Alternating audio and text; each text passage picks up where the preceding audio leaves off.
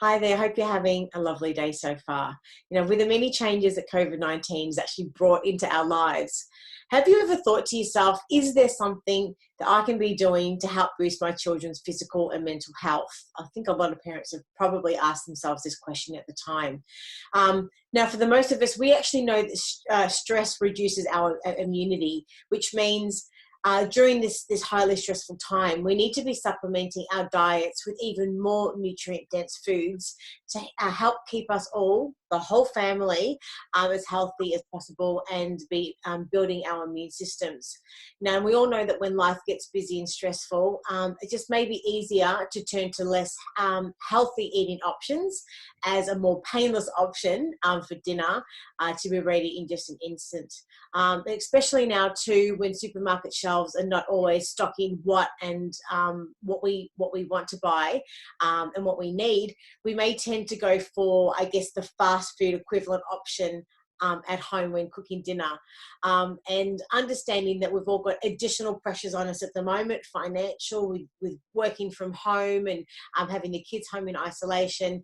All of this may find it difficult to be able to thinking about making positive lifestyle changes at the moment. The thought of having a change in the middle of all of this stress may be something that is just a little bit too difficult. But I guess if there was an easy way that you could make positive changes to your lifestyle and to your health without excessive time, without excessive costs and disruption to the family unit, the question is, would you do it? Well, lucky for us today, our special guest, Jacinta Callaghan, is going to share how we can actually do that and share her expert tips with us today. Now, these tips are quick, easy, and cost-effective for us to implement into our busy, stressful lives in the middle of this pandemic. Now, as an introduction to our special guest, Jacinta is a lecturer of nutritional medicine, a speaker and clinical nutritionist of over 10 years, and specializing in children's health and treating children on the spectrum and or with behavioral issues. Now, she has a Bachelor of Health Sciences with honours and is an EFT practitioner. As a nutritional medicine and emotional health specialist and a former lecturer on nutritional medicine at the Torrens University, Jacinta has seen when parents address the food intake of their children, that it most often results in children performing significantly better in their daily lives and their health reflecting the same. Thank you so much for joining us today, Jacinta. How are you? Very well, thanks, Rachel. How are you? Yeah, not too bad, not too bad. Lots to talk about. Now, first of all, you treat a lot of children on the spectrum. Now, as a question, how have you seen dietary changes positively influence their health and behaviour and their schooling? This can be huge and often is huge, particularly, within also a few weeks, it can make a big difference. So we've had children that had huge behavioural issues and slight tweaks to their diet, or, I suppose I see it as slight. And within a few weeks, the parents will come in and go, they're a different child. So short amount of time, there can actually be some differences then. Yeah, and the teachers have, told the parents, whatever you're doing now, keep doing it because we've noticed a huge difference. That's awesome. And this whole pandemic has brought about such intense changes to all of our lives. I'm pretty sure you'd agree as parents and carers, really it's our job to shield the kids as much as possible away from that stress, and really enable them to be able to thrive during this time and not adding to and giving them any additional stress. You've mentioned before that the most important part of a child's development is their brain function and understanding how the brain and the gut actually work hand in hand, and the microbiome health affects brain function. Can you tell us how during this time of increased stress can we actually help our kids to achieve both simultaneously, being that the brain function and the gut health can both thrive during this time? Okay, so the microbiome, its importance has become more known and more scientifically researched in more recent times, and it's huge. And a lot of our neurotransmitters, which is our brain function, most of those are actually created or started in the gut. Okay, so, and it's not with the microbiome. We used to just believe there was good and bad bacteria, but now we know it's actually a real balance of this one has to be this percent, this one should be this percent. Okay, so it's a real balancing act. Things like processed carbs, particularly, which convert in our body to sugar, really throw that microbiome out. Things that help the microbiome are more the fats and the proteins, particularly if there is an imbalance between, say this, getting probably too technical, but between strep and E. coli, we need to reduce the sugars right down and increase the proteins. And it's a lot often that the strep E. coli balance, which is out. Okay, so you're telling us that when planning and preparing foods, we just need to consider combining, I guess, quality protein, fat and vegetables at each meal, would you say, as opposed to and reducing the sugar as much as possible? It is about, I guess, going back to our parents' generation where it was meat and 3 veg. Yes.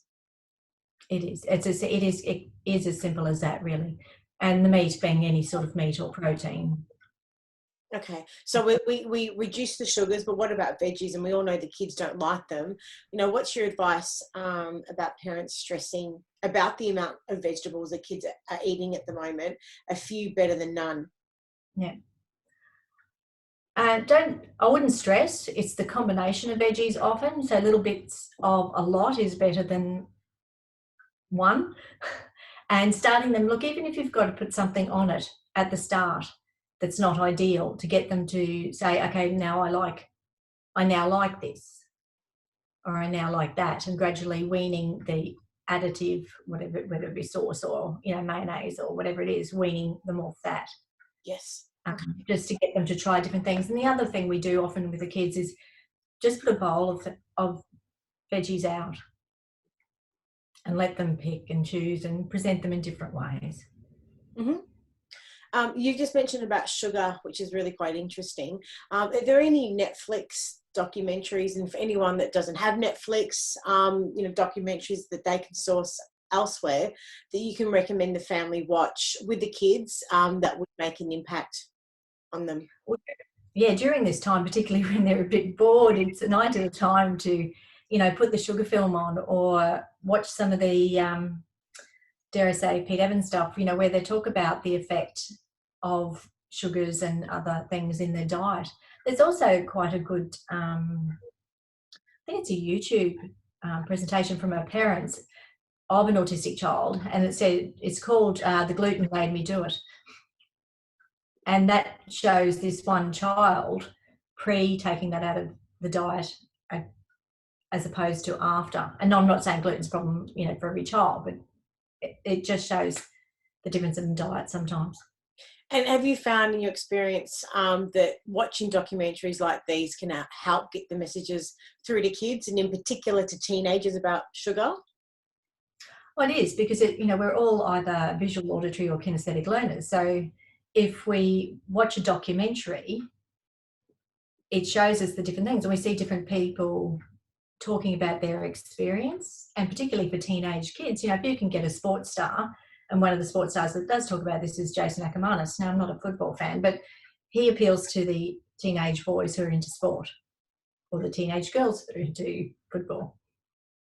And somebody like that saying it as opposed to mum, because we all know the kids don't really want to listen to mum, can make a huge difference.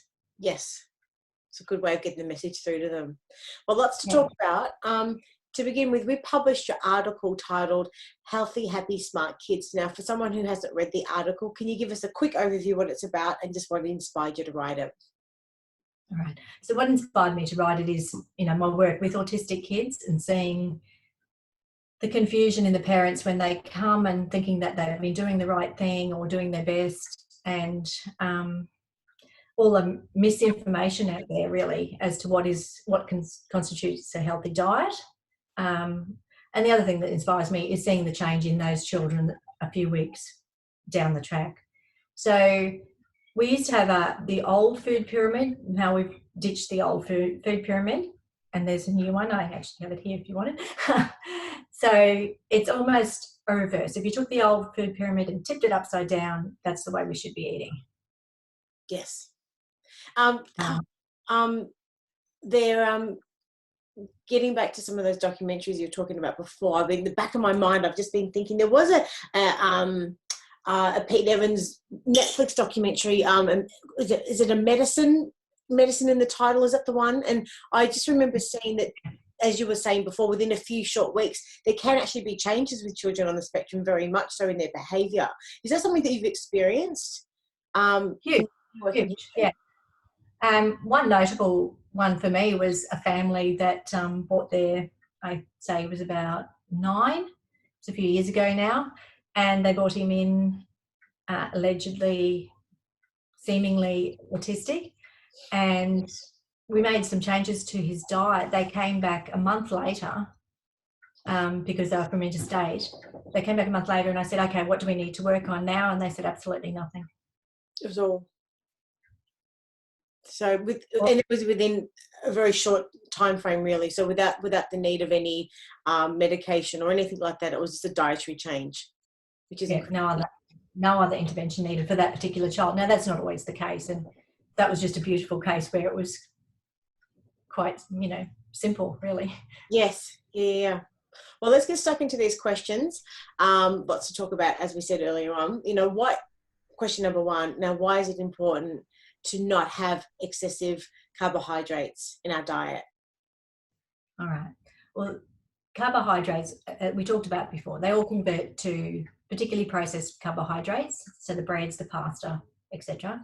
They all, in our body, they convert through different chemical reactions. They can all convert to sugar, and we know now sugar is, it's inflammatory, it's acidic, all the things that we don't want within our body, particularly, the inflammation will reduce our immune system. So that's really important at the moment. Disease, ill health likes an acidic environment. Too much sugar, acidic environment. So it's all about creating an environment where the immune is as high as it can be and the ability of the body to be taken over by a virus is much less. Yep. Cool. Question number 2, what foods are most important, if any, in our diet at the moment, and which ones should be avoided? Okay, so the carbohydrates, the sugars, they're the ones. And look, be kind to yourself. I apply the 90-10 rule, mostly with the kids I deal with, so that we have a bit of a cheat of 10%. So they can have a little bit of processed carbs so they don't feel like they're completely deprived. But now is a great time to change kids' diet because there's no tuck shop, there's no other kids swapping lunches, there's no peer pressure. Okay, so beautiful time for that. So what can we give them? All the fruit and veg, mostly veg, small amount of fruit because fruit's also a sugar. Fats are good, the coconut oils, particularly coconut oils, antibacterial, antiviral, anti-everything. We can include some herbs, like I know small children may not like ginger, garlic and turmeric, but if you just sneak the littlest bits in, they're also very antibacterial, antiviral. Yep. And then, of course, veg. What about snacks? Kids love their snacks as well. So what sort of snacks that are not high in sugar and or, without feeding them too much fruit also? I mean, parents are going to say, well, what am I meant to feed them for snacks in between their meals? So what are you suggesting there? All right. We're not at school at the moment, so we can actually have nuts for the majority of kids because they are one of the healthiest snacks because they have the good protein and they have the good oils in them, both which are going to help both the microbiome and the brain function. So, and you can combine, nuts we can still get in the shops. And what I suggest for parents is just buy a combination of nuts, stick them in bowls on the table, see which ones they like. Mm-hmm. And then make packs up. Once they're back at school, make packs up with the combination that they do like, if they can take nuts to school. And what about for kids that have allergies? For kids that have nut allergies, that becomes a bit more tricky, doesn't it? So it's look, you can make healthy pancakes that don't have any carbs in. You know, you can actually make, you know, thin little chicken nuggets and even any sort of like ham. We call it, you know, my kids used to have ham in the hand. You know, that's a snack.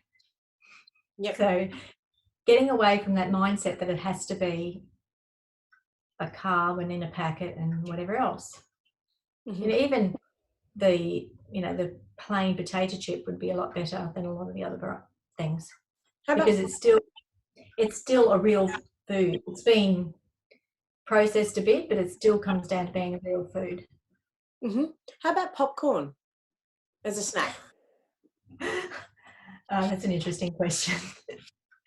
I actually have a popcorn business, so that's probably I need to be a bit careful there, don't I? It is one of the healthier snacks, and that's why we've gone that way with a secondary business that we've got. It is a corn product though, and so corn is in one of the top 7 allergens, so we do need to have to be a bit careful there. And it still does convert to a sugar. It's got a lot of fibre in it though, and it depends what's put with popcorn, I guess. Okay.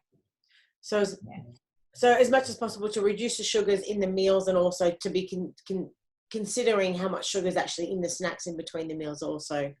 That's true. Okay, cool. Yeah. Alrighty. Yeah. All right, let's get started. Kids get away with a bit more because they're burning it off, whereas we're not. Yeah. Staying away from processed food, eating real food is the key. Okay, cool. Let's get stuck into the next question. Is there any other key factors other than a diet that will boost immunity and health in general? Sure. So one of the nutrients, or it's actually a hormone that's really important, is vitamin D. So getting out in the sun, so hopefully we don't get stopped from getting outside, because vitamin D is needed for your immune system. So really, really important, amongst other things. Sleep is really important. So creating an environment for good sleep hygiene, and so that the children get their 8 or 10 hours or whatever they need, but making sure that it's a good sleep. So not having technology in the room and all that sort of stuff, really important. A lot of your hormones are made during your sleep. So, and reducing stress. There's a lot of stress and fear going around at the moment, so it's a little bit hard, isn't it? Yeah.